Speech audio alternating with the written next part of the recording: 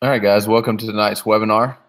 Tonight, got going to start changing it up a little bit. Planning to do this for some time now. And tonight, Brett Gresham is going to be talking with everyone. We'll both be on here, but Brett is going to lead this, and I'll help feed him some questions at the end. But Brett, you can see his kind of his background here. But more than anything, really to kind of sum it up, is just somebody that has a passion like myself for working and helping others in life, and really team oriented, leadership oriented. Has a lot of training. And you can see his background within ministry, but also just background in general in really trying to help groups come together and find unity and create leadership and is really a huge piece to Coach Drive, and really does a lot of things. Well, I mean, a ton of things, but specifically thinking about coaches individually and coming up with plans. And tonight he's going to really talk about something that I think is good to remember for this time of the year. That is going to be something we really need to focus on for the rest of the season, because it's something we can easily forget because we spend so much time thinking of other things. And so I'm going to go ahead and switch over to let Brett share his screen. If you give us just 1 second, we'll get started here. All right, I think we're good to go. Thad, you good on your end?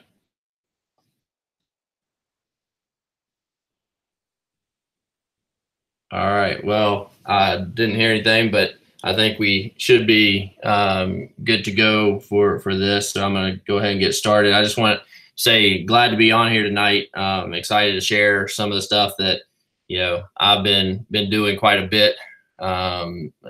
Recently, not only in my job, but also with coaches through Coach Drive and these webinars. So I know you hear a lot from Thad, and I come from that same background. Coaching under Thad has taught me a ton, and along with my experience in ministry and especially collegiate ministry, I just have a passion for leadership development and team building.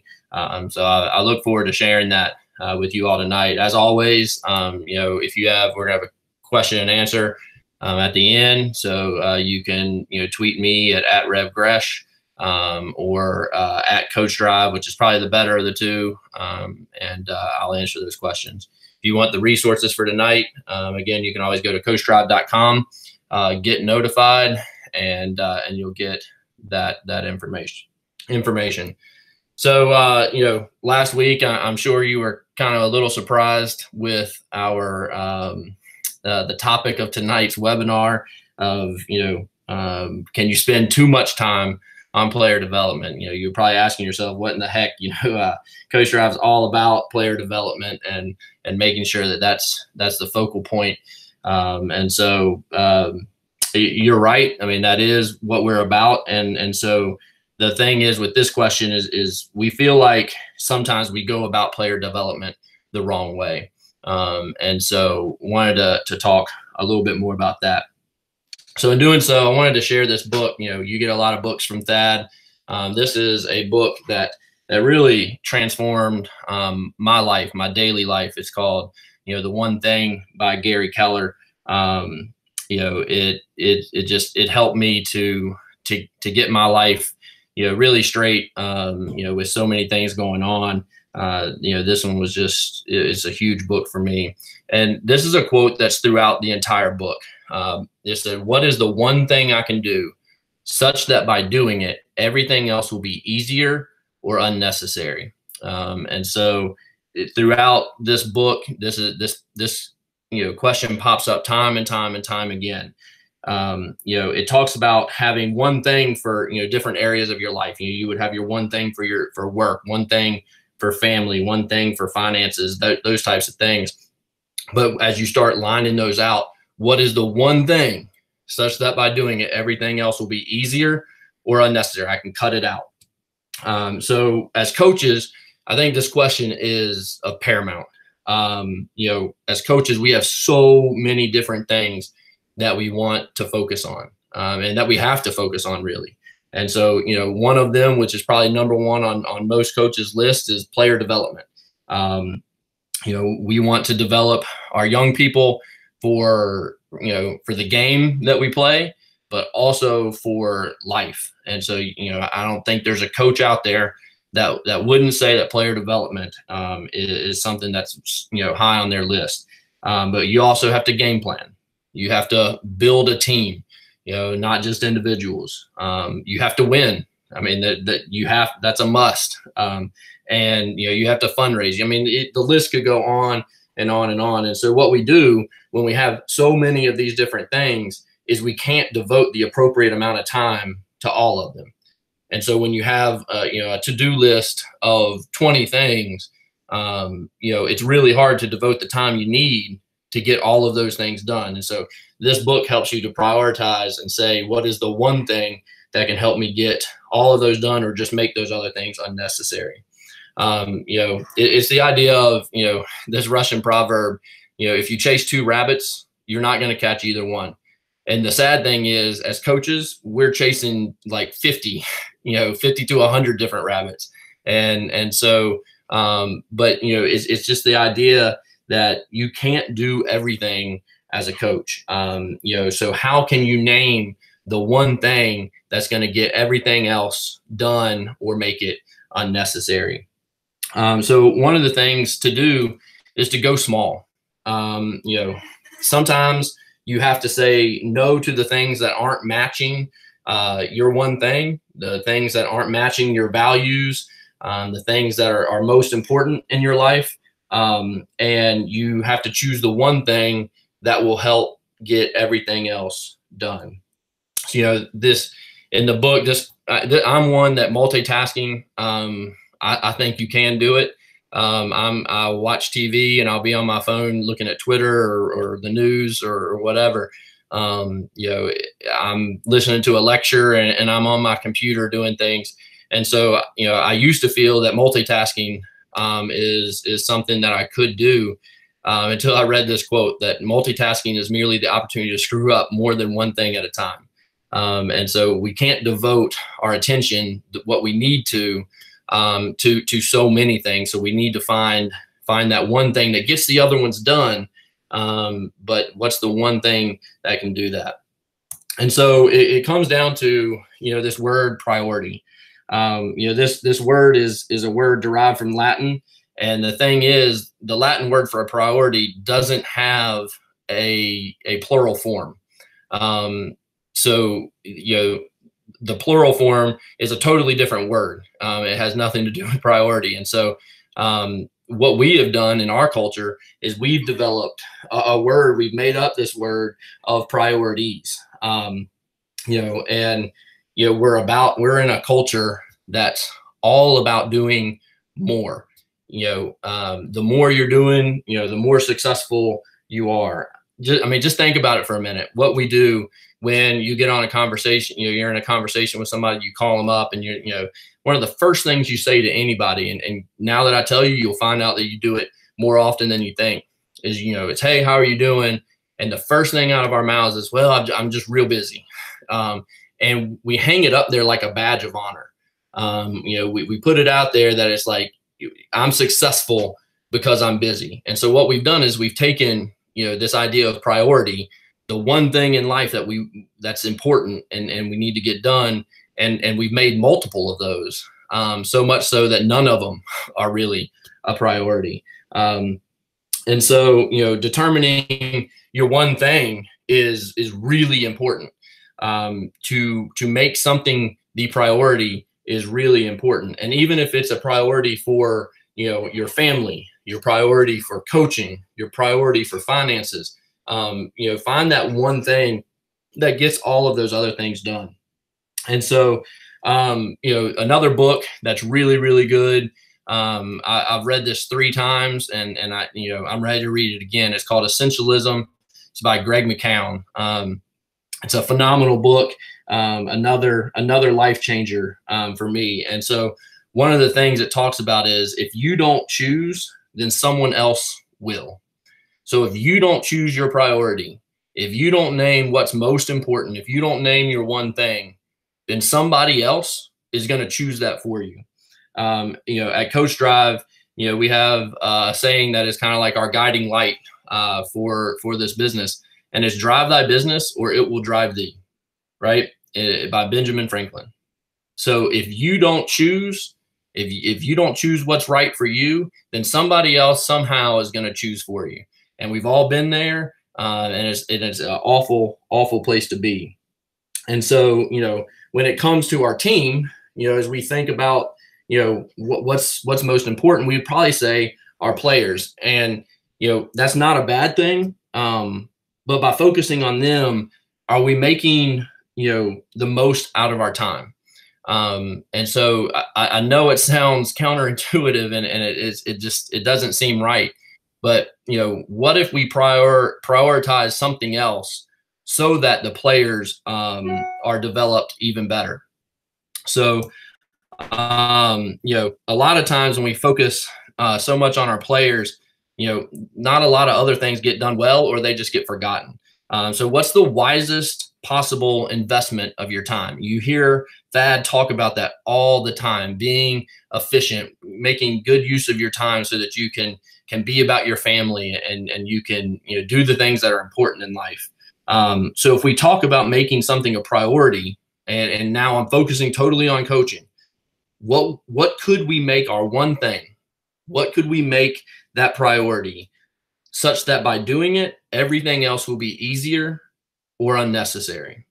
What is the wisest use of our time?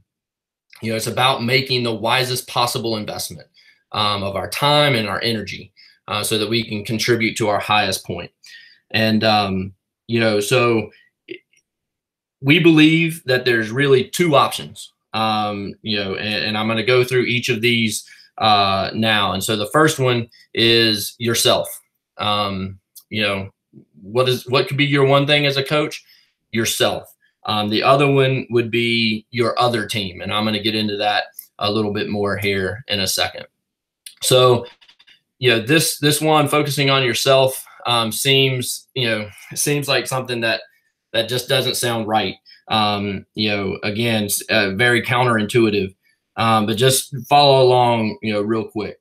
This is much different. If you are focusing on yourself, if your one thing is yourself, is much different than being selfish.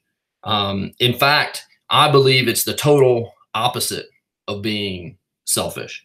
So, we live in a culture where if you're working on yourself, if you're spending time on yourself, then it's seen as selfishness. And so we live in this spectrum of either, selfishness or altruism, right? Giving totally of yourself and not thinking about yourself at all to only thinking about yourself at all. And so there really hasn't been any middle ground. And so where I'm saying to kind of live your life, if this is your one thing, is to live your life right there in the middle. Because if you focus on yourself, then you can actually help others more. When you become your best self, then you'll automatically develop those around you. So it's having a personal growth mindset. It's having a mindset to where I'm going to make myself better so that those around me are going to be made better in turn. And so, this is probably one of the reasons why Coach Drive came into existence. Is we feel like we need coaches in this profession to grow as individuals. Because when we stagnate, when we don't do that, that's when really unhealthy habits form. That's when unhealthy situations with family form. That's when unhealthy situations at work form. And so by focusing on yourself, by that being your one thing, we believe that it'll take those things off the table. So in order to know who you are, the first thing that we talk about, and you've heard Thad talk about this before, is StrengthsFinder 2.0. A great book. This you'll get your top 5. And so in your top 5, it kind of names these unique talents that are specific to you. And if you want to talk more about that, you'll get my information at the end. I'd love to talk more about StrengthsFinder. The other is the values factor. And so the values factor is one where it's a book that walks you through naming your highest values in life. And when you live by your highest values in life, you are much more effective, you are much more successful, and you impact more lives. And so the other, in focusing on yourself, is thinking about what brings you energy and what brings you life. If you don't have a vision for who you want to be and what you want to do in life, then you kind of wander aimlessly. And so, vision is a picture of the future that produces passion in your soul. Where are you going in life? And then, aligning those two, or those things, knowing who you are, knowing what your vision is, what brings you energy and life, aligning those things together and planning it out and living it daily. By aligning your strengths and your values with your vision and your passion in life, you are living, where you are called. As coaches, we all, you don't necessarily do this for the money, especially in high school. And so, when you are passionate about it and you are truly who you are, the thing is that develops your players because they see it. When you develop yourself, you develop your players. And so the thing about young people nowadays is they can spot a fraud from a mile away. And if you aren't living this, if you aren't being truly who you are, they can see it. And so when you try to develop them and you aren't doing it yourself, then it actually has a negative impact on developing your players, because they don't see it in you. So the other one thing is, I said earlier, was your other team. And, this one is one that I feel is overlooked more than any other. And your other team is what I'm defining as your staff. So your coaching staff. And so many times, your coaching staff is most overlooked because you're so focused on your players. And so, that's why we got the title of the webinar tonight. Are you spending too much time developing your players? Because when we're doing that and we lose focus on our other team, on our staff, it's detrimental to the team, our whole team, together. So what we've seen, and you've probably seen it yourself, you've probably been on staffs that that are like this, or you've looked at other staffs, is what happens when we aren't focused and we don't spend time, or our one thing isn't our staff, our team of coaches, is that we have staffs that are solo heroic leaders. And so they do everything individually, and they're not collaborating with their other coaches around even just the simplest of things, of getting some little task done before practice, putting out cones or whatever it may be. They feel like it's all on me, I've got to get it done, and they don't look at anybody else for any help or anything. So it's really ego driven. And the thing with solo heroic leadership, whether from the top or whether from an assistant, is it's not sustainable. And we see it time and time again where coaches are leaving the profession because of the constant grind. And part of the grind is we try to do it all ourselves, and we aren't doing it and functioning as a team. And so, if you want to talk about selfishness, this is selfishness. If you're a head coach and you're just like, what, I get it done because I know I get it done right, that's being selfish. And so, we've got to develop team in such a way that we are all in it together. And we'll talk about that more, but, that's when players can see, a healthy environment and a way to live and a way to be in life. Otherwise we just have, total dysfunction. And so this is, again, another great book. And one of the reasons why this webinar came about is The 5 Dysfunctions of a Team by Patrick Lencioni. If you have not read this book, it is a 2-day read. It's so easy to get through, but it's a phenomenal book. And So what it does is it's actually a story about a corporate leadership team. And then at the end, it gets into these 5 dysfunctions. And so I'm going to go through each one of these by themselves so that you kind of get an understanding of what a dysfunctional team looks like and how to build a good team. So the first one is the absence of trust. A lack of trust. If you don't have trust, the outcome is a lack of invulnerability, a lack of vulnerability with your team. And so this sounds like real touchy feely, right? But the thing is, there's nothing soft about it, and it is probably the most critical part of building a team. And so if you don't have the foundation of trust on your team, where coaches can come in and share their hearts, share where they are with each other, then there's a lack of trust. And so you need to build a place of vulnerability so that people can be themselves and they can trust each other.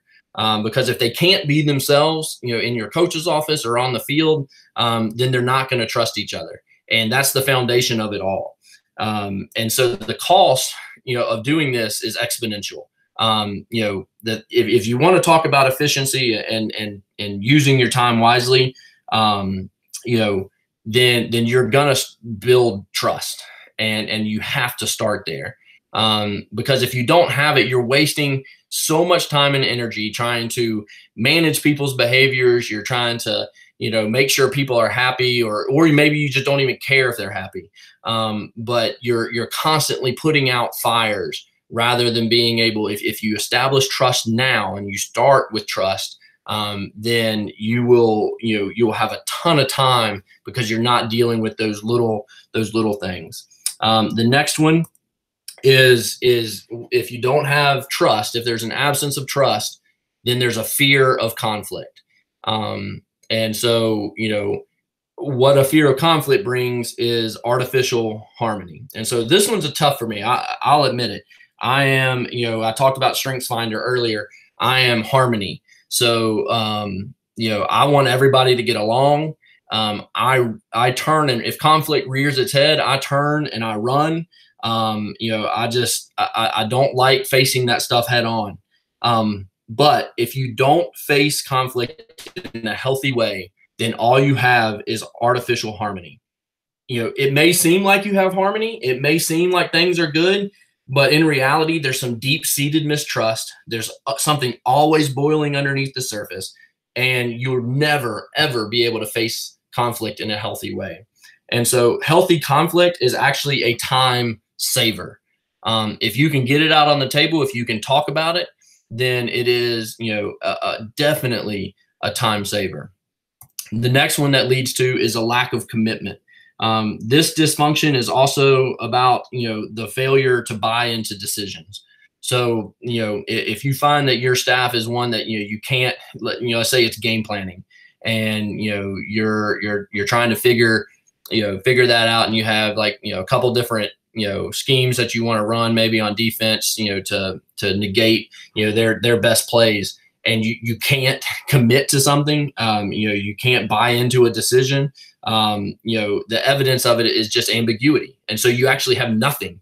And so, a lack of commitment, just breeds bad teamwork, all around. Think about it this way. If you have a running backs coach that isn't doing their drill work ahead of time, and then your other coaches then are going to start saying, well, why do I have to do it? Why am I putting in, this extra time to be ready for practice? And that leads to a lack of commitment from everybody. And so you don't need consensus and you don't need certainty, but just let people be heard, right? So if you want commitment, then get people's input. Even the input that you don't want to hear, get it, right? And not for somebody just to be some devil's advocate every single time, but somebody that you want every voice to be heard, as long as it's authentic and as long as it's constructive. You don't want just a lot of negative stuff, but you also don't want second guessing all the time. And so, if you can establish commitment, that's crucial. And it starts with trust. And then if you have the trust, you can have conflict, and then people are going to be willing, to commit to something. The next one is the avoidance of accountability. This is a buzzword that's lost much of its meaning nowadays, accountability. But I believe, and it's the foundation of almost everything I do in my ministry setting, and we do it in Coach Drive, is being able to hold each other accountable. And so, in the context of team, it means the willingness of team members to call their peers on performance or behaviors that might hurt the team, right? If you have a place where you can call your peers on their crap, then you're at a place where and they can receive it, then you're at a really good place when it comes to teamwork. So if not, then all there is low standards, right? If you can't have accountability, then what happens is the standards just get lower and lower and lower to where eventually you don't have any standards. And what are you showing your players at that point, right?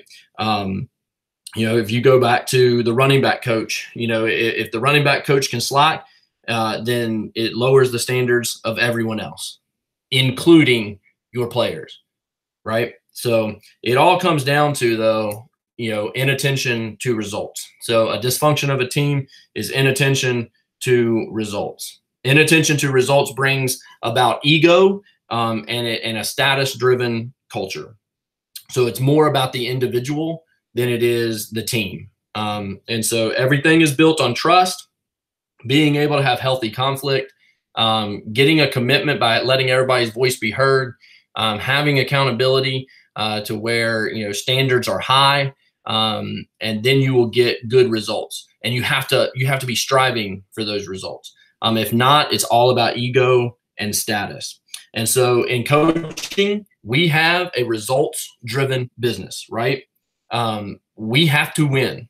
That is, that's a huge part of what we do. But without this desire to win, the other stuff really doesn't mean much. No amount of trust, conflict, commitment or accountability can compensate for a lack of a desire to win. And so, but without the trust, without the healthy conflict, without the commitment, without the accountability, you'll never get the results. So what happens is if you have a functional team, the results of the group must be more important to each individual than each individual's goals. The results of the group have to be more important than each individual's goal. I mean, I think, we preach that to our players, but how often do we think about that in regards to our staff? Without the collective desire of results, everything becomes about an individual's ego and status. And so when it becomes about the team, you're on the right path.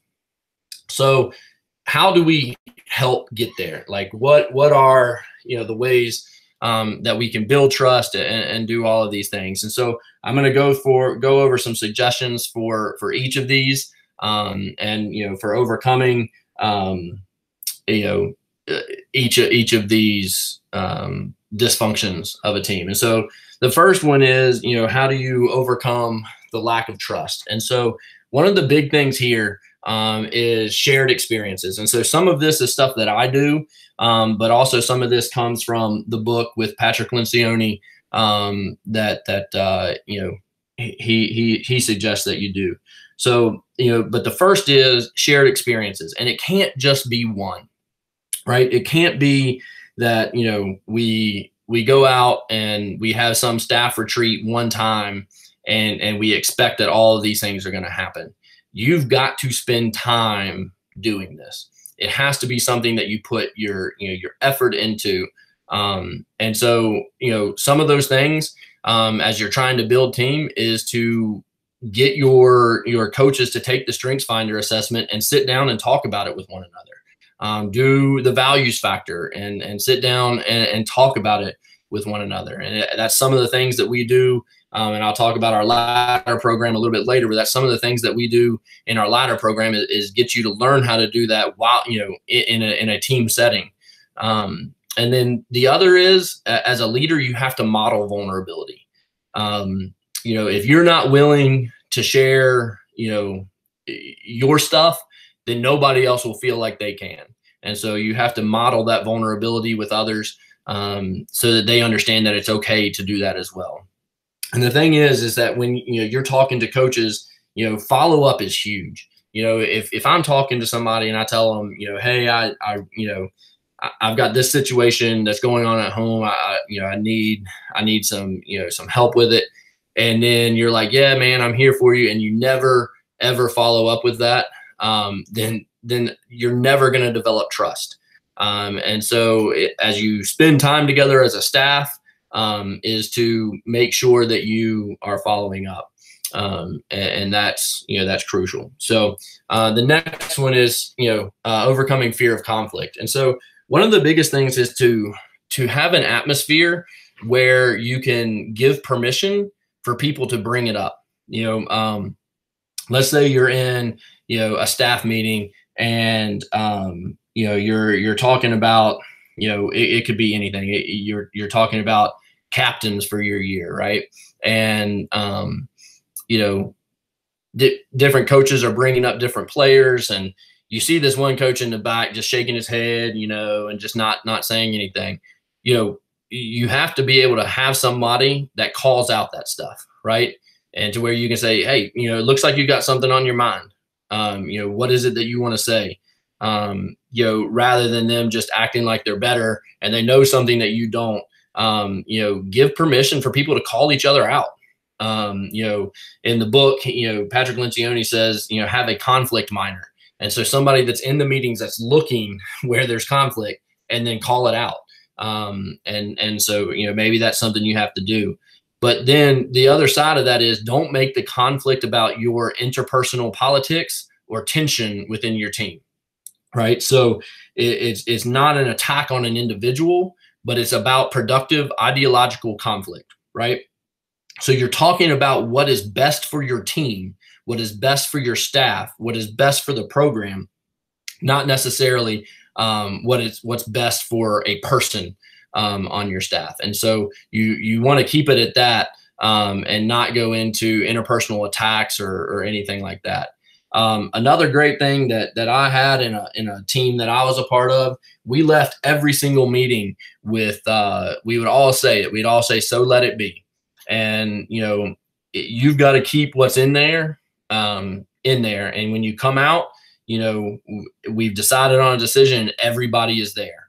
And so, fear of conflict doesn't mean, having conflict doesn't mean you hash it out forever, but at some point you come to a decision and everybody's got to be on the same page and say, so let it be. This is what we're leaving this meeting and we're going out, unified to be able to share whatever it is. Cause if not, then people will see it. And so make sure that you have a way to go out and not have little, parking lot conversations. We've all been there, right? You walk out and somebody's like, man, can you believe what we're doing? Don't let it be that way. And that's again, starts with trust.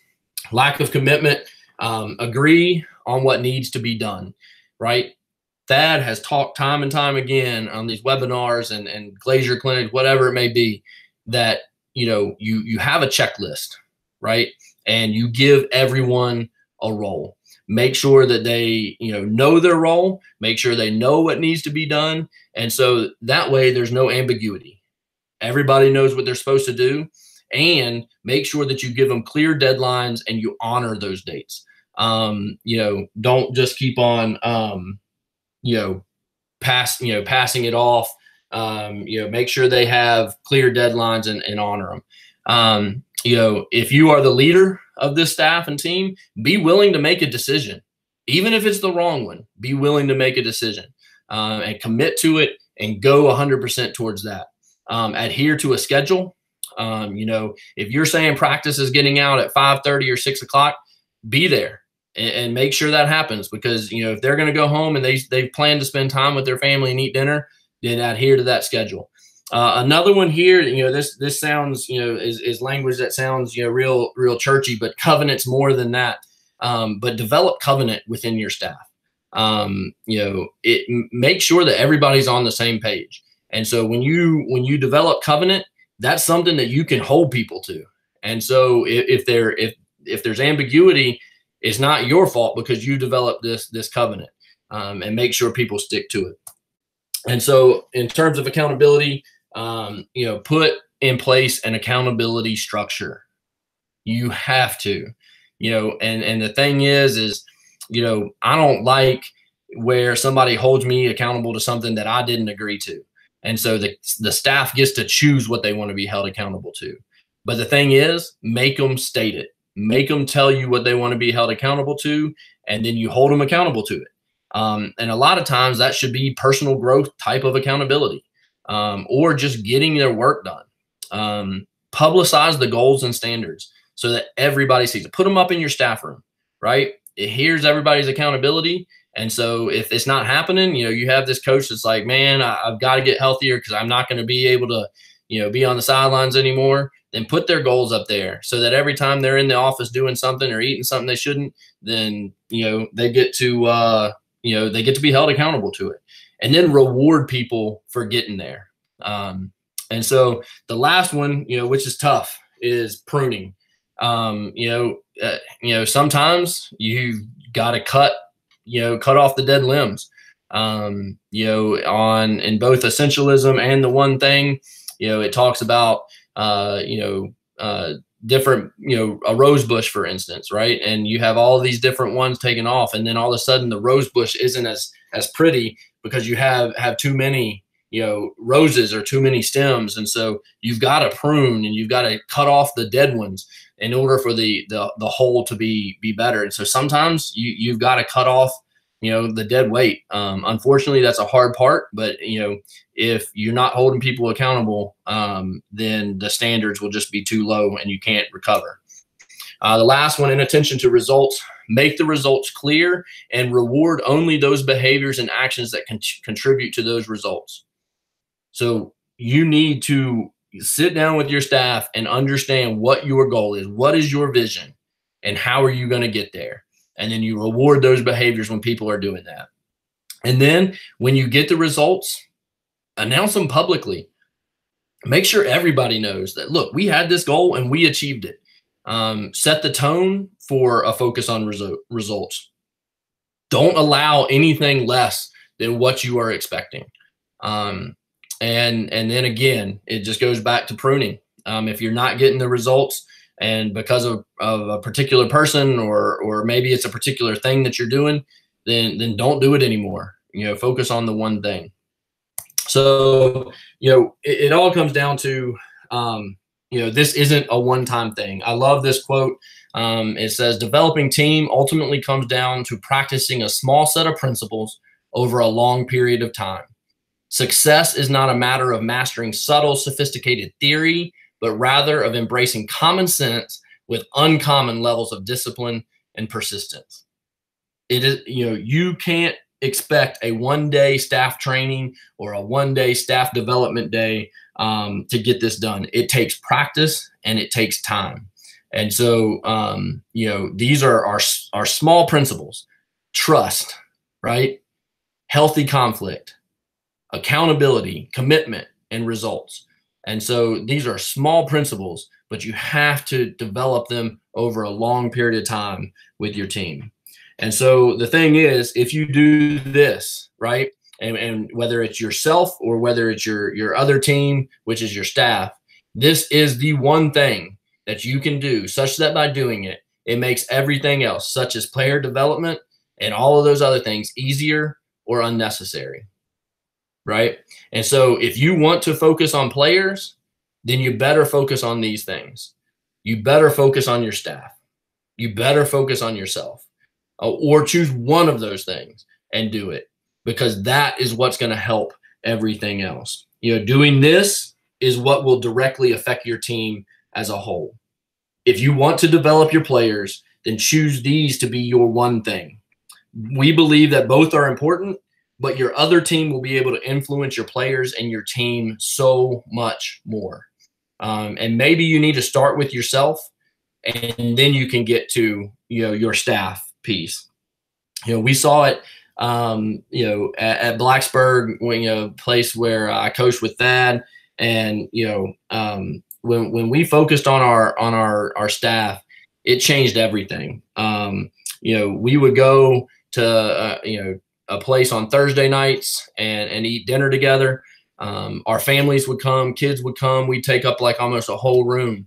And what we found is kids started coming to that same restaurant, and they would watch their coaches interact with their families and interact with each other in such a healthy way that it developed our team that much more. And then on Friday nights, we would, after a game, we'd go to another restaurant, and we'd hang out there and just enjoy life and time together and just sharing. And what we found is that players stopped going out or doing whatever they did, and they would come to that restaurant and they would see their coaches there, hanging out and having a good time with friends and family, and not being in an office game planning for the next week. It made all of the difference in the world. We believe that it is the one thing that we can do, such that by doing it, everything else will be easier or unnecessary. And unfortunately, so many times that goes by the wayside. But we believe that if you do that, you will actually develop your players more than if you solely focus on them. So all of these things, are things that we do in our ladder program. If you want to learn more about that, you can go to coachdrive.com/ladder. And there's more information there. Right now we have a team of coaches that are meeting. And it has been an incredible experience for me. They've told me that it has been for them as well. And so we're hoping to get another team started, and we'll do a lot of this work together, and that'll help you to understand how to do it with your teams. And so we'll go ahead. If you need more resources, you can go to coachdrive.com, get notified. So I'll look here and see if we have any questions.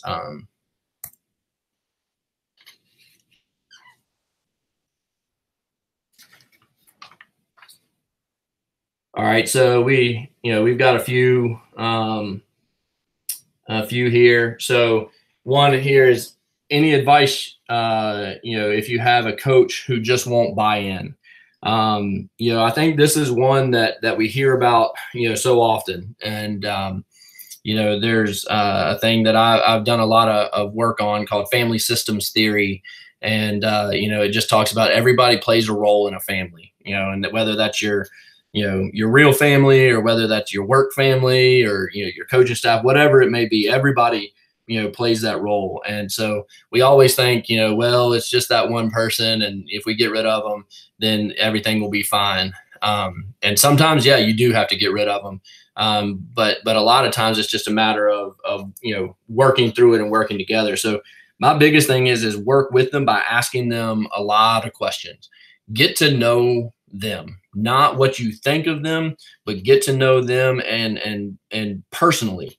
And so, talk about their values. What is it that they value? Because more than likely what they're valuing is different than what you value. So therefore, you have a coach that's not buying in because his values are different, and so once you know more about them and you get to know them better, then you're able to at least understand them. And that's a lot of times, half the battle.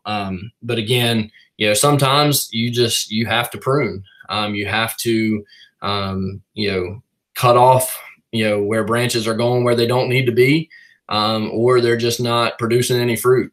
And so, that's one thing with team. So another, question here is, what are some ways to build chemistry with your staff outside of coaching? And I love this question because it's, the biggest thing is, you're not able to do this in your coach's office. You're not able to do it while you're coaching. You need to get away from all of that. And so, I mentioned, later on that, we went out to eat together. And when we got there, we weren't talking about game planning. We weren't talking about, players. We were there talking about life. I mean, sometimes we get into heated discussions about things that were going on, but we loved each other, and everything, was good after. But I mean, it was all about, just being together and living life together. And that's the biggest thing, is just live life together, and make it about family. I think every coach probably preaches family with their team, and every coach, will say that their team is a family. Every player will say that they're a family, but don't just talk about it, live it. And so, just get together and talk together about things other than football. Have a retreat, just you all and your families get together at a house and have a cookout, whatever it may be. You can do team building exercises. I'm not against those, but make sure it's something that goes more than a superficial level. So I think that's a big thing. So do you have a set of questions that could be used as starter conversations? I think, the real big thing for me is that piece where I talked about modeling vulnerability. You've got to be able to share, who you are, so that other people will know that they can. And so, again, he said, that it may sound touchy feely, right? But it is all about, making sure people can be vulnerable together. And so talk about personal histories. What are those things that get at, who they are, as a person. Ask them, what drives them in life. What are the things that they love? Ask them the values questions. What are the things that give them energy? What are the things that, produce passion and drive for them? Those are all things that you can ask. Asking questions around, what makes them who they are. You can learn a lot about somebody by hearing, their personal story, their personal journey. And don't just ask, and sit there. Like, we need to listen to one another, and truly hear our stories, and so that we can interact together. And a lot of times what happens is our stories really come together, and we realize that, we're all in similar places. Talking to coaches, through Coach Drive, from, Alaska to LA to Georgia to Florida, all of these coaches, we realize that we're all, pretty similar in the things that we're dealing with, and hearing somebody else's story gives you the opportunity, to build chemistry together. And so make sure that you're asking those questions. So what would be your first step to disconnecting and focusing on the one thing? The biggest thing is that you have got to determine your one thing. Look at your list that you've created. Of course, with that, I'm a big list person. And so, I'll look at my daily list and determine, okay, what is the one thing that I can do that will make this entire list either easier to get done or unnecessary. And so you've got to take time to figure that out for yourself. Myself, once I read the one thing with my wife, and we were talking about it together. And so, you can journal. We were able to talk about it, to each other, but you can journal and figure out, what is that one thing. The Values Factor is a great book to help you understand, your highest values. And then, if you have one that comes up bigger than any of the others, that probably is going to be more or less your one thing. So you have got to take time out of life, when you're just in work and the busyness, to spend time on your own to figure out your one thing. And for you all, with these two that we've named, If it is yourself, if you feel like you don't know who you are and you don't understand exactly what your values are, your strengths are, then I would say that's pretty obvious. You need to start there. But then, with your staff, your staff, and if this is something that's needed, and if looking at so many staffs and being on several, I can tell you that a lot of times that's the one thing that's forgotten. Let me see if there's any more questions, and we'll wrap it up. So it says you mentioned desire. How do you get a team to desire to reach their potential together as a team? And I think the biggest thing here is you can't force your desire to be your team's desire. You have to bring them to a place where they realize it themselves. Buy-in is always attained through people who are part of the process. If they're not part of the process, and you tell them, hey, here's how we can be, the best team. Here's how we can get these results. Just follow me and get it done. It'll never happen because they can't trust that because they weren't a part of it. And so the biggest thing is to make sure that they have buy-in. They have skin in the game, if you will, to make sure that all of that is their idea, and you help to form that. All right, everybody. So that's all the questions that I have, and thank y'all for being here, and I enjoyed getting a chance to kind of share myself. Next week we will have our free webinar again at 9 o'clock on Sunday night, and so hope y'all come and be a part of it.